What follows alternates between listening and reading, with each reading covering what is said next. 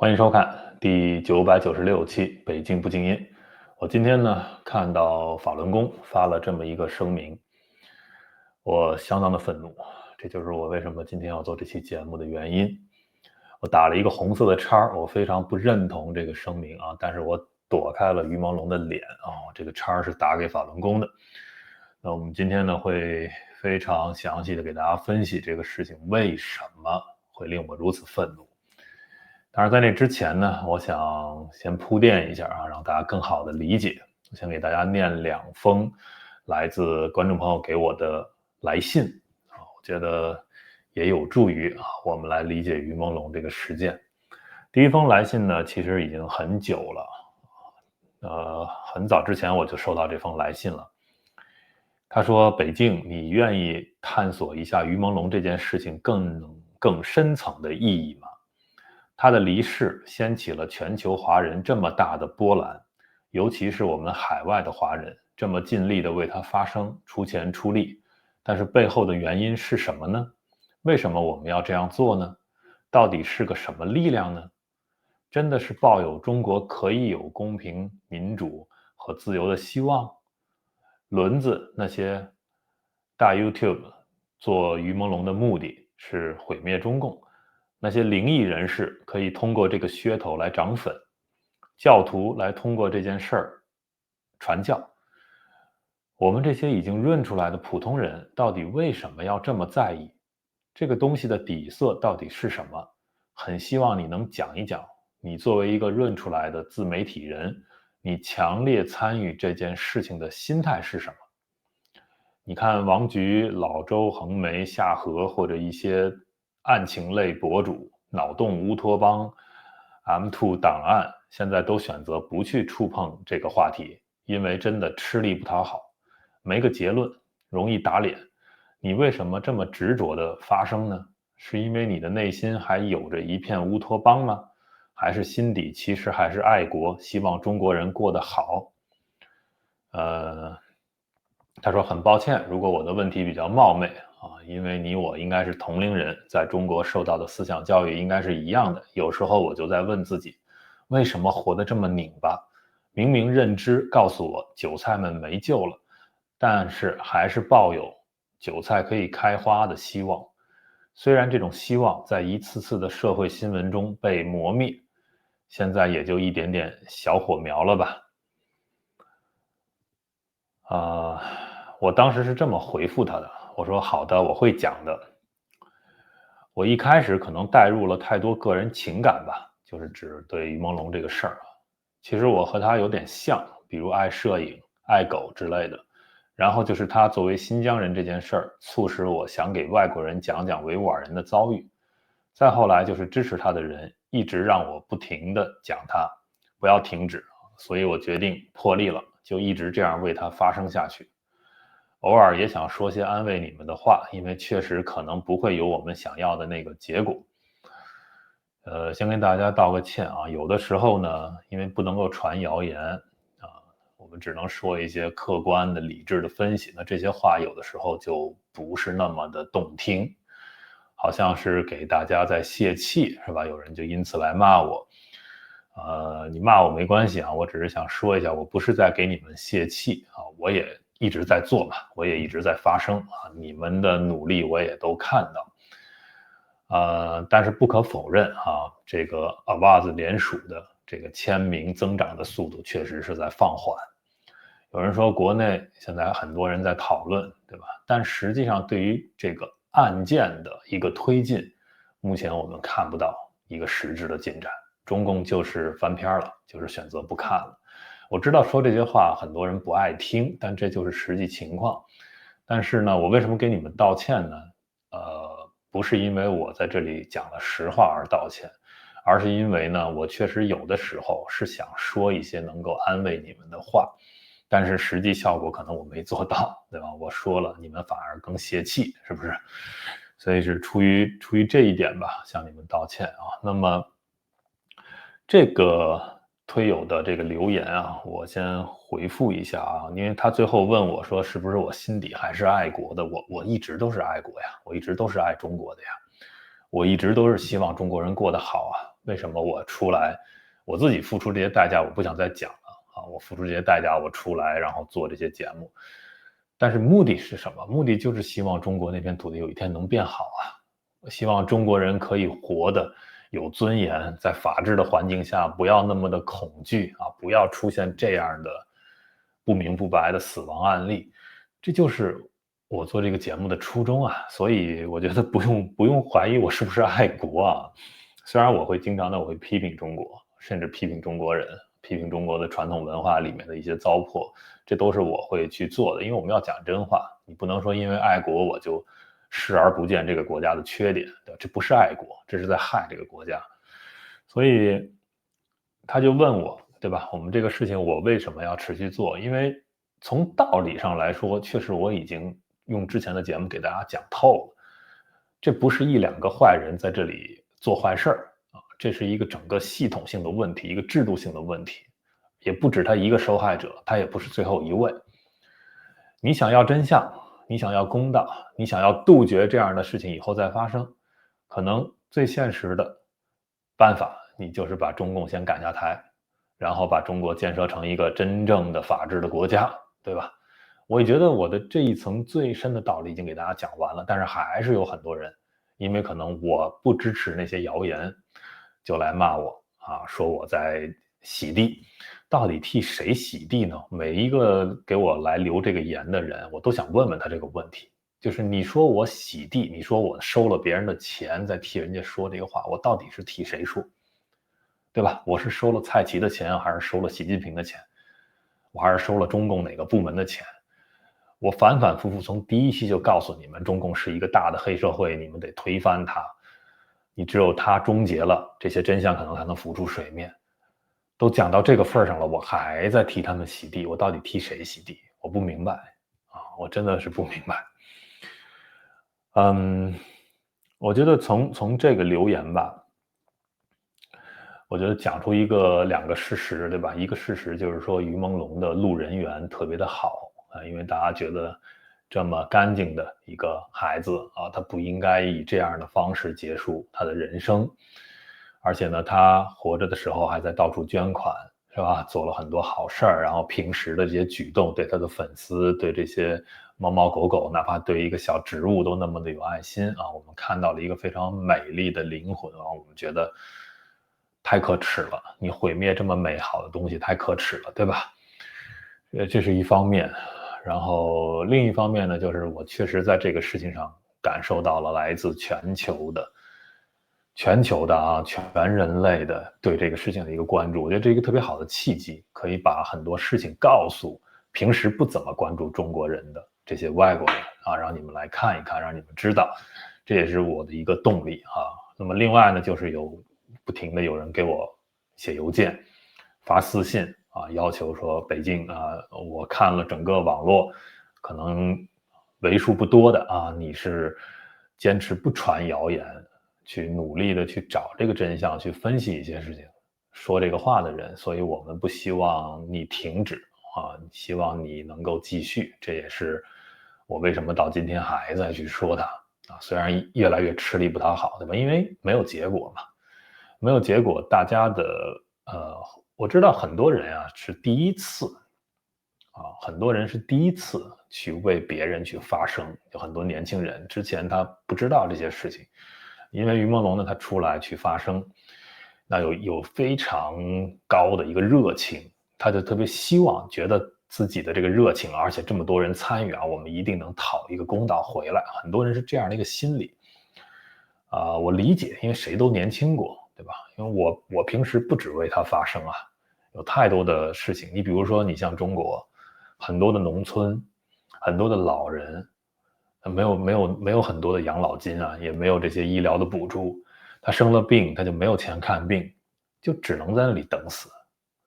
最后有这个病痛啊，太难熬了。中国啊，很多的老人，农村的老人都是这样，最后选择喝这个农药自杀。而且由于这样自杀的人太多，所以就形成了一个文化，大家都见怪不怪了，觉得说也能理解吧，啊，反正我也有这么一天。所以你说这样的事情，也是一条一条的生命啊，那么有很多人去报道吗？有很多人去关注吗？他们的公道，他们的真相，他们的人权又在哪里呢？那我平时也都会做这样的节目，讲这样的事情啊，所以我是可能讲的多了。我一直在关注中国这些事情，我也知道中共的一个底色是什么，所以我说这个事情可能短时间内大家真的要不来这个真相。我这个话不是说要打消你们继续抗争的这种热情，对吧？我也在继续做，我也在继续发声，我也希望你们继续做。但是继续做不代表说我们就一定能得到这个结果，虽然没有这个结果，我们还要继续做，是吧？我只是想告诉你们这个道理，就是不要那么着急。那你比如说，再过1周，如果还是没有真相，难道你们就泄气了吗？再过1个月，或者像乔任梁这样9年过去了，什么都没有，你们难道就泄气了吗？我看到很多人就泄气了，绝望了，就不再做了，不再出声了。所以我是想给你们一个心理上的慰藉，就是说，很有可能没结果，但是不要怕，我们要继续的做，我们要继续的发声，就是这个意思。好啊，我再给大家念一封来信啊，这个是这2天我收到的，我也征求了他们的同意啊，才念出来，但是名字我就不念了。他说：北京老师您好，我是因为于朦胧看了您很多期节目，谢谢您一直关注这件事儿，我很难过，有时候会很绝望，有时候会很害怕。如果我们最后还是不能还他真相，这让我感到特别恐惧和愤恨。我不是于朦胧的粉丝，甚至在他去世前2天，我的内心也毫无波澜，只当一个新闻看了就过了。后来因为看到一个关于他的视频剪辑，他一次又一次发自本能的去扶快要摔倒的粉丝，又看到他为灾区捐款，为白血病患者捐款，去偏远地区支教，还有他的待人处事方式。唉，多好的一个人呢，为什么会落得这样一个结局呢？他的离去让我再一次陷入悲伤恐惧中，而上一次是我爸爸的离世。我爸爸从意外到离开大约2小时，我问医生，他最后那一段时间是不是很疼？医生说他可能更多的是烦躁，因为内脏严重出血，大脑应该快麻痹了。我时常在想，那种感觉是不是就和窒息一样可怕？好在我可以安慰自己，2个小时不算久，还好，还好。而现在，于朦胧的离去，好像让我本来就破裂的心脏又一次被击碎了。为什么一个如此美好善良的人会遭遇如此恶劣残忍的事情呢？他可以老死、病死，甚至是真的意外离去，但万万不该是这种结局啊！身处充满诱惑、纸醉金迷的娱乐圈，却仍然拥有纯真、清澈如孩童一般的赤子之心，言行举止处处透着温柔善良。他的好，世间少有了。人死不能复生，多么痛的箴言啊！而我真的很想把余生换给他，让他去做自己喜欢的事情，娶自己心爱的女孩，有幸福美满的家庭，平平安安的活到老，在睡梦中离开这个世界，这样的结局才配得上他。我们到底如何才能帮他呢？我们要怎样才能为他揭开真相，留住他的身后名？因为他遭遇的不公，我真的恨透了这个世界。很抱歉，我碎碎念了这么多，北京老师，请您多帮帮他，拜托了。就是有很多这样的来信啊，就是在支撑我要继续的做下去，因为大家需要啊，我也真的很想去为他发声，为他把这个真相讨回来。但是我们讨他的真相，我们就真的不能传那些谣言啊，因为这些谣言对他的就是这个观众提到的身后名，对吧？对他的身后名也是一种2次的伤害，对吧？因为不是在他身上发生的事情，你都安在他身上。虽然我知道有一些人传这个谣言的目的是为了让他这个声浪更大，但是我也讲过了，对吧？谣言是双刃剑，你传谣言太多，一段时间，然后大家也发现这些都不是真相，大部分人就散去了。你只有不停的去把不真实的东西去跟大家澄清啊，我剥离，这些是假的，然后我告诉你这个可能是真的，我们就去继续挖，你才有可能把真正的那个真相最终找出来。要不然就是现在这个灵媒说了什么话啊，那个巫婆又说了什么话，最后就是搞一堆乌七八糟的东西，然后拼在一起，很多人就信这个了。你说这是假的，他还要来骂你，说你一定收了中共的钱，这就是我这些钱一直遇到的事情。但是我们不能拿这些假的东西就说好吧，这就是你的遭遇，这就是真相了，于朦胧，我就把这些真相给你了，你接受吧。他能接受吗？这不是真的呀。而且还有关于他的这位观众留言，他这个身后名啊，我觉得很在意这个事情吧。我这就是说到今天法轮功这个啊，我为什么这么气愤啊？我先给大家看看他们的声明，我们再分析。你看啊，这是今天法轮功的媒体啊，大纪元发的一个东西，就是关于说于朦胧的三退声明啊。这个三退啊，就是法轮功发明出来的，要求人们什么退党啊，什么退团、退队啊，这个少年队什么，就意思是彻底跟中共划清界限的一个声明。这个实际上是他们反共搞出来的一个政治主张吧。但是其实是为了他们这个组织运转去服务的。那么你不能够去逼迫别人去搞三退，因为这个事情啊，他做的就跟很多的宗教团体是一样的。你比如说，你信我这个宗教，你就上天堂；你不信，你就下地狱。这是一种恐吓。凡是这样说的宗教，大家一定要切记啊，这是一种邪教的表达。就是说，你信我，你就得好处；你不信我，你就倒霉，你就遭殃，你就下地狱。这是对人的一种恐吓，这样的宗教是不值得去信的。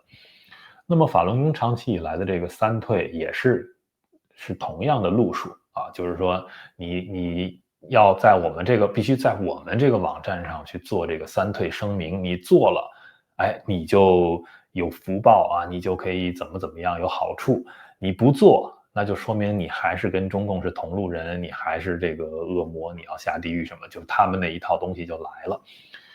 所以，我一直非常的厌恶，就是法轮功的这一些说辞啊。但是他现在把这个说辞用到于朦胧身上了，我觉得这是对逝者的一个极大的不尊重，这是对逝者的，就是刚才的那位观众留言叫身后名的一个极其严重的这个侮辱。你看啊，他说呢，本来他们这个三退网站呢，关于就是已故之人啊办理三退的规定呢是如下啊两个规定：一呢，必须由他的亲属或经这个家属同意后，你才能办理。就是于朦胧生前并没有说他自己是法轮功，他要办三退，他并没有说这些话，对吧？你不能把这个东西去代表他做这个事情。你看，他们收到了82篇由各种华人网民，其实这些就是一个个的法轮功的练习者啊，82个啊，说要代表于朦胧发表三退声，你凭什么代表人家呢？对吧？他生前不自由啊，人身不自由，表达不自由，各种活的不自由。他死后，你们还要代表他，他死后的自由又在哪里呢？我这看了之后，我相当的愤怒。然后好，那他们这个网站的第一条规定就是你必须得是家属才能代替他去办这个，这个首先也不是很合理啊。但是即便如此，那于朦胧的家属也没有说啊，我们是法轮功，我们要替于朦胧办三退啊。于是他们拿出了第二个规定，说啊，若已故之人啊，什么相识之人啊，在梦中或入定中明确接受到故人的委托讯息的，也可以办。那你这不就是意思什么人都可以办吗？什么人都可以说啊，我梦到于朦胧，他给我托梦了。哦，这一个灵异事件，然后所以于朦胧说他要加入法轮功，他要退。那你这是什么意思呢？对吧？然后后面说的都是哎呀这那，然后你看啊，下面他举了很多的，我们看下一页，举了，你看他说有人梦见他在学校场景中轻声诉说自由二字，有人在打坐时感受到他化作一个小人偶微语，那就退了吧。你这就是编故事啊，你这就是把没发生的事情去放在于朦胧身上啊。那如果说你这一条法轮功的三退声明传到中国国内去，然后啊说什么就比如传出一些谣言，说啊于朦胧或者他的家人是什么法轮功，是什么反中国共产党的什么。我们当然讲道理，可以说你必须要中国共产党下台，这个真相才能够出来。但是你从中国国内的实际情况，替他追真相这个角度来说，如果现在谣言说他是一个法轮功，他是一个办了什么三退的反党的人士，或者他的家属，你觉得他的家属的安危有保障吗？如果是这样被中共扣一个帽子，那你觉得他这个就还有立案或者从目前的司法角度去做的可能吗？那你在中共眼里不就盖棺定论了吗？那好像于朦胧是一个法轮功分子，莫名其妙啊！我觉得法轮功你最开始一直在传各种各样未经核实的这个谣言，关于于朦胧案的，那么多的轮系媒体一直在传，然后现在竟然为了你们自己的流量，为了你们自己的这个所谓的反共的主张，还搞出一个于朦胧死后去做法轮功三退，莫名其妙，真的让人看了非常的气愤。好，再看下一页啊。反正就是说了一堆什么什么这那的，还退出中共的查询密码，还贴出链接，一个什么我没去看啊，我没去看一个什么三退声明，你说这个东西传到国内去，真的有利于于朦胧案的推进吗？我就想问问，最开始很多人我去之前做过一期节目，批评轮系媒体在于朦胧案这个事情上去造谣的，很多人还来说，哎呀，说他们法轮功在那造谣啊，那但是也起到作用啦，很多人也更关注到于朦胧案了这个事情了。但是你们现在看到后果了，你们现在看到这个苦果了，对不对？造谣，它毕竟不是真的，他们的发心也不是真的关心于朦胧，或者为了他的真相能出来，或者公道能回来，他们只在意自己法轮功的流量，在这里吃人血馒头啊！说难听点，在这里抢夺这个死人代表死人的一个权利。最后一页啊，你看还做了这么一个公告，这就是我这背景图用的那张图啊。就在其实是借于朦胧这个热度去推广他们法轮功的这个狗屁三退的事情。就我看了这个，我真的非常的生气啊！我直接就在推特上我就已经怼过这个大纪元的这个账号。然后你们知道最好笑的是什么？还有一个人还给我留私信啊，我就不说是谁了啊。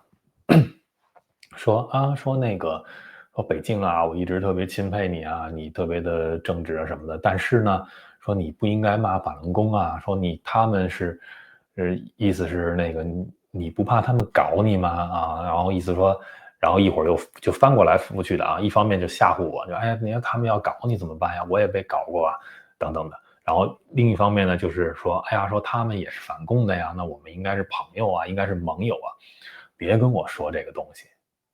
我觉得很多海外的华人特别的好笑啊，你害怕中共，你觉得中共是一个邪恶的政党啊，你要推翻它，结果呢，你跑到海外来，对吧？我们为什么反共呢？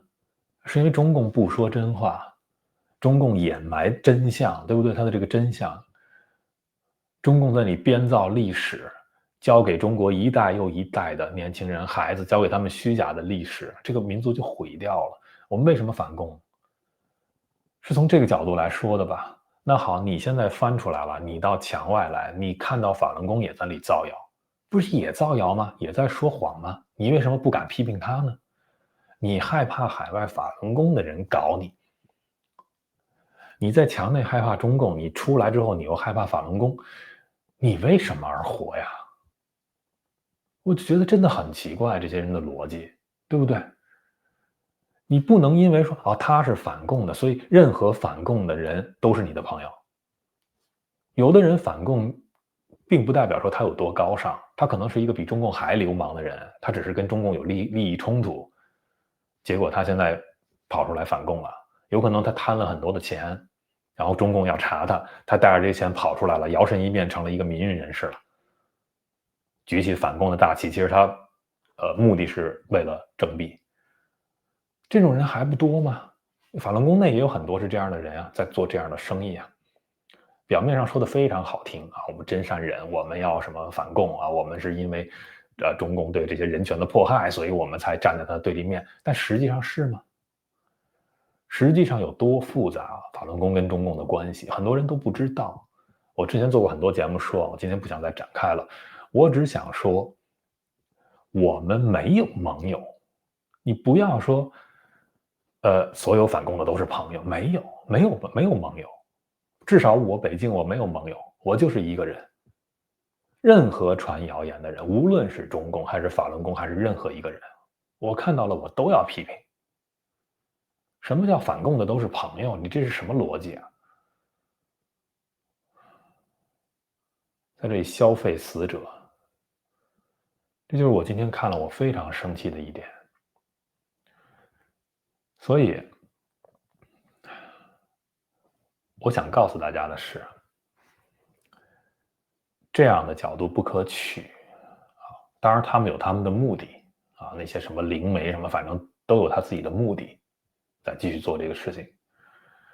那当然了，我也有我的目的，对吧？我继续做这些节目，我已经早就跟大家说过了。我觉得很多人，因为支持他，所以才第一次感受到了中共的这个黑暗面。我觉得这是一个很好的契机，告诉你们更多的事情，对吧？然后第二个目的是告诉很多外国的朋友关于中国的事情，这也是一个很好的契机。那基于这两个目的，我在做这个事情。那可能还有第三个目的吧，因为做了这么久了，我觉得大家到现在都没有得到想要的结果，对吧？签名现在我不知道到没到70万了啊，反正很慢，这2天增长。那100万还短时间内还看不到，然后也没有这个正义，也没有真相，什么都没有。那你能坚持下去吗？就这种状态下，你能坚持下去吗？我 OK 的，我是没问题的，因为我又不只为他一个人发声。但是你们第一次接触这样的事情的，你们的热情还能燃烧多久？这个热情是不能够靠每天去喂食那些八卦，喂食那些谣言。今天出一个新的谣言，然后明天出一个新的谣言，今天出一个什么真凶，明天又出一个真凶，然后你就像追这个连续剧一样，给自己打鸡血，靠这个是不可以的。靠这个东西，你迟早有一天你也会这个热情耗光的，对吧？哪有这么多故事给你编出来去追呀？那你热情耗光之后，你怎么想这个事儿？就像我们刚才这个观众的这些留言，他特别害怕说，最后如果没有真相，他这个心情怎么去交付？但是我就是想告诉你们，这就是我们很有可能面对的一个情况，没有真相到最后，那我们怎么办？那我们怎么办？我们还是继续的呀，我们还是继续的爱这个世界，爱所有的人啊，我们还是要为这样的事情去发声啊。这就是我们生而为人要继续做，这就我之前都讲过了。那为什么会有人觉得我是收了什么谁的钱，在包庇哪一个真凶呢？真心的累啊，就是跟你们说这些话。但我还是想安慰你们，我还是想说一些能够安慰你们的话。我觉得啊，这个事情啊，我们继续努力，对吧？继续的努力下去，用你们各自的办法，你们想怎么努力就怎么努力。但是我建议，不要传谣言，不要传谣言，不要搞这种东西，对吧？我们最终怎么样能够守护住于朦胧的身后名？我们最终怎么能够把一个真相还给他，一个公道还给他？我觉得实际上啊，我提供一个角度，我觉得这个事情对每一个活着的人，包括你，包括我，都是一次试炼。就实际上啊，中共啊这个事情啊，以及中共做的每一件恶事儿、恶行，这几十年，中国因为像这样死去的人不止1、2个呀。甚至不止1、2千万呀。中共统治了几十年，有多少人冤死，有多少人甚至死得比他还惨，几千万呀，对吧？那在这个过程中，每一次事件，你可能第一次遇见于朦胧这个事儿，对吧？我已经遇到很多了，每一次这样的事情，对你我，对我们都是一次考验。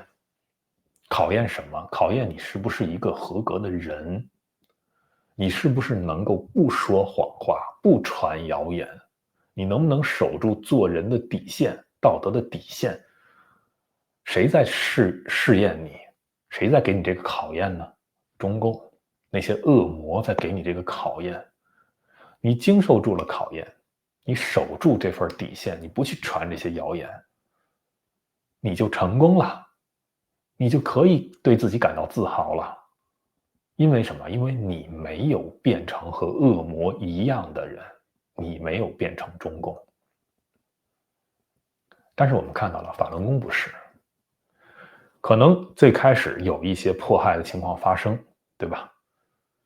但是他们选择成为和中共一样的组织，他们就是一个小号的中共，他们也去传谣言，他们也去做这些乱七八糟的事情，没有守住这个底线。所以于朦胧这个事情对于荧幕前的你啊，可能就是第一次你经受这个考验。如果没有真相，一直没有真相，你能不能够持续的在你的内心 hold 住，去做一个好人，向他学习，对吧？能不能做到？你要坚持啊，你内心会很煎熬啊。如果你真的很记挂他，你每天活得很不开心啊，对不对？但是你不能因为不开心，因为有这种恨在心里，然后你就扭曲了，你把你自己就变成了跟中共一样的恶魔，不可以的。我们要讲真话，我们要有真相洁癖，我们不能够去传那些谣言。我觉得这个可能是这个事情啊，我想告诉大家，今天想告诉大家的这一点，其实是一个很好的契机，让你看清这个世界，以及看清楚你今后该怎么样去做人。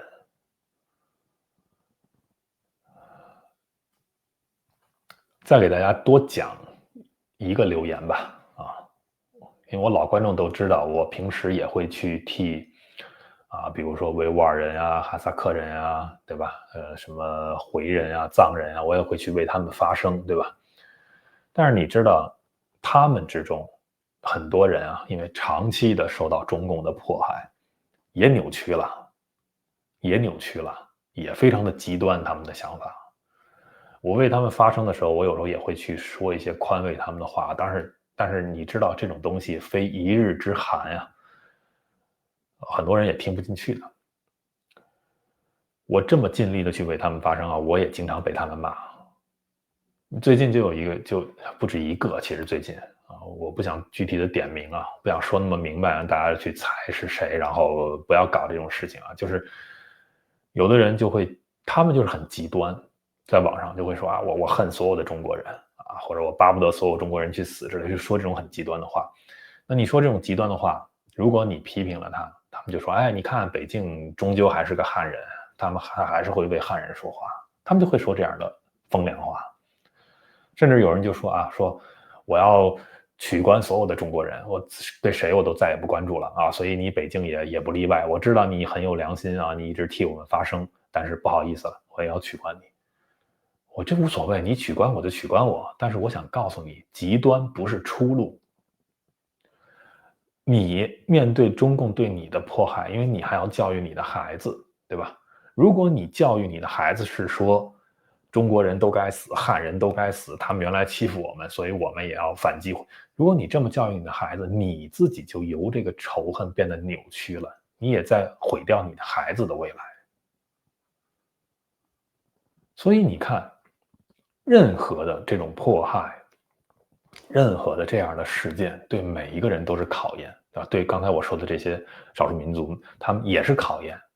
你会不会因此就变成了跟中共是一个硬币的两面，你也变得很极端，你也变得很仇恨，你也变得很暴力倾向，会不会？很多会啊，很多就是这样的。这就是我最近遇到的所有的这些情况。我用今天这期节目讲给大家听。我没有泄气，我从来没有泄气，我知道这个事情会怎么发展。但是我想给你们打个预防针，就是也许很长，中国那片土地天亮也许很长，也许10年，也许100年，也许我们有生之年看不到，也许我们明天就能看到，我不知道，对吧？但是无论我们哪天才能看到，我们都是要向于梦龙学习吧，我们向阳而生嘛，对不对？我们要怀着爱心活在这个世界上嘛。我们要坚持做一个不说谎的人吧，我们要讲真话吧，我们要跟那些迫害我们的人，我们要跟中共他们不一样吧。OK， 今天就讲这么多啊，感谢收看、订阅、分享。